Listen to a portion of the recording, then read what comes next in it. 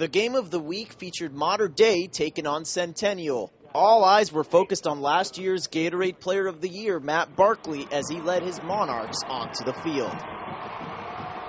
In the first, Barkley would find himself in some early trouble as he sacked. To put this into perspective, last season Barkley wasn't even sacked until his 8th game. Later, Centennial marched down the field and scored when Arthur Burns rushed in for a touchdown, putting the Huskies on the board. The Monarchs would answer right back, though, as Ario Winston receives this kickoff from near his own end zone and he sees daylight. He blows by all the remaining Centennial defenders without being touched for an easy score to tie this game at 7 apiece. Time to get sneaky as Modern Day thinks Burns has the ball. Meanwhile, the QB Martinez just sneaks it right in there for 7.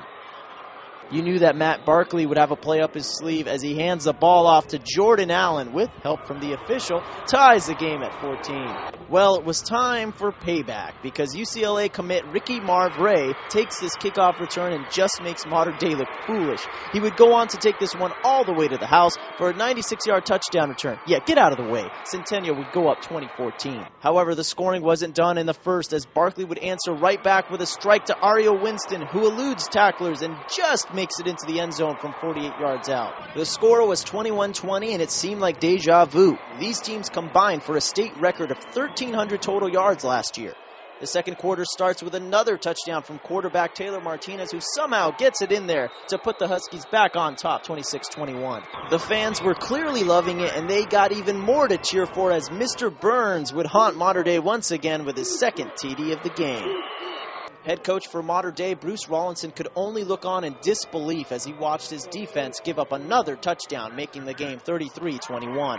Barkley's Monarchs were down, but he encouraged the fans to believe going into the half. After a dominant third quarter from Centennial that saw them go up 40-28, Matt Barkley found himself in a lot of trouble in the fourth as he gets picked off by J.D. Austin, his second interception of the game. Maybe Barkley's future head coach Pete Carroll made him a little nervous, and it would only get worse for the Trojan incumbent. He gets sacked not once, but twice in the same drive by defensive lineman Ben Letcher, who sacked Barkley 3 times total. The 5'10", 215-pound Arthur Burns proved to be too much for Modern Day to handle as he rushed for 234 yards and 4 touchdowns. This was capped by this 42-yard run, which saw him lose his shoe in the process. Taylor Martinez refused to be overshadowed by Matt Barkley as he scrambles and scores his 3rd touchdown of the night, securing the W for the Huskies. The final score, Centennial 47, Modern Day 35. Yeah, boy! We go home! It was clear that the Centennial's defensive pressure in the second half was the key to victory against Matt Barkley. You know, we've got a lot of returning players on that defense, and they're the core of our team. We knew coming in we'd have a strong defense no matter what we could do on offense, and I thought we just played relentless football, and I thought they pursued them all night long and kept coming from the opening kickoff till the end.